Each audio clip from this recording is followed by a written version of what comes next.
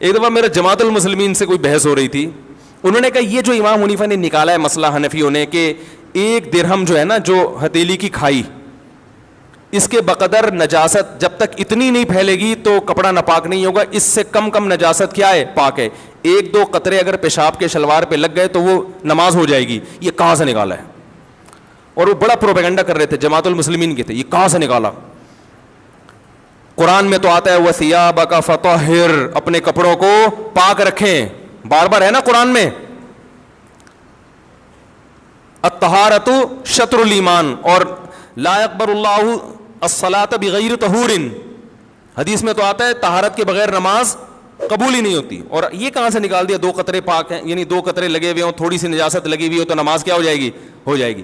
وہ بڑا پروپیگنڈا کر رہے تھے, 8-10 سال پرانی بات ہے, ہر جگہ دیکھو قرآن کے خلاف ابو حنیفہ کا مسلک.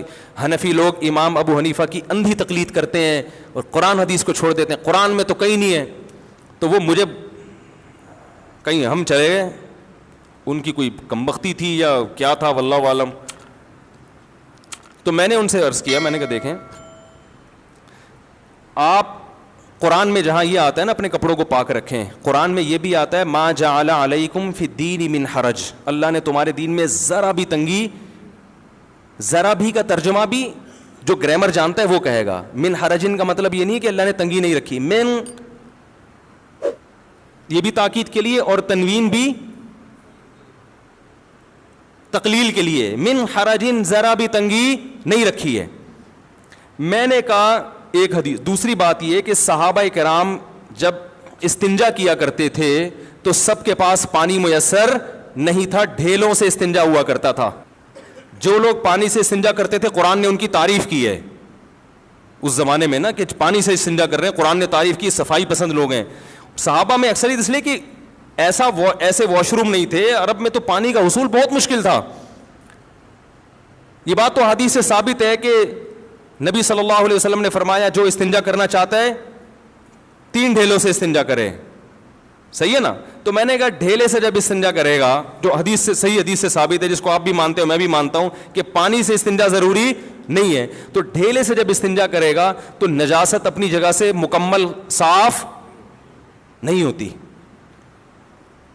تھوڑے جب آپ نے پیشاب کیا, ڈھیلے سے استنجا کیا, تو کیا وہ جگہ سے مکمل پیشاب زائل ہو گیا ہے؟ مکمل پانی کے استعمال کیے بغیر زائل نہیں ہوتا. تو اب امام صاحب نے کہا کہ قرآن کہہ رہے کہ دین میں تنگی نہیں ہے, اور اتنا اپنے جسم کو پاک رکھنا کہ ایک سوئی کے ناکے کے برابر ٹپکا بھی نہ لگے, یہ پریکٹیکلی ممکن نہیں ہے. آ رہی ہے سمجھ میں؟ کہیں بھی جا رہے ہوتے ہیں چھینٹیں لگ جاتی ہیں کچھ نہ کچھ. جب آپ پیشاب کرتے ہیں, جو آج کل WC کا سسٹم ہے, کیا یہ کوئی یقین سے کہہ سکتا ہے کہ 1-2 چھینٹیں بھی نہیں لگی ہوں گی؟ کچھ نہ کچھ تو ہوتا ہے.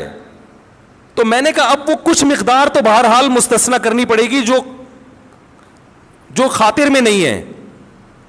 تو اب وہ مقدار میں نے کہا اپنے قیاس سے کرتے, ادھر ادھر سے ایویں ہی کر لیتے, تو وہ پھر اعتراض کا حق تھا. میں نے کہا, انہوں نے کہا کہ بھائی جب انسان قضاء حاجت کرتا ہے تو اتنی فقہا کا اس پر اجماع ہے پوری امت کا کہ اگر جو جگہ جہاں سے قضاء حاجت کی اس نے اس سے زیادہ اگر نجاست پھیل جائے نا اس جگہ سے ہٹ کے, تو پانی سے دھونا واجب ہے, اس سے کم میں واجب نہیں ہے. تو انہوں نے اندازہ لگایا اچھا اتنا حصہ قابل معافی ہے. اب وہ بجائے اس کے کہ اس گندی جگہ کا نام لے کے کتابوں میں لکھیں, تو نام مہذب استعمال کیا, بھائی درہم کے بقدر, یہ ہتھیلی کی گہرائی کے بقدر. اور اس کو آج ہم اپنی زبان میں کہتے ہیں 5 روپے کے سکے کے برابر جو ہے نجاست لگی ہو تو وہ کیا ہے. اب کوئی 5 روپے کا سکہ تو بخاری میں کہیں نہیں ہے, تو یہ پاگل ہونے کی علامت ہے آپ کے.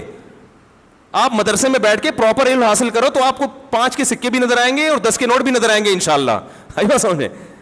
تو انہوں نے یہاں سے نکالا ہے کہ شریعت نے صرف ڈھیلے سے استنجا کافی سمجھا, حالانکہ وہ جگہ پاک نہیں ہوتی. پتہ چلا اتنی نجاست شریعت میں قابل معافی ہے.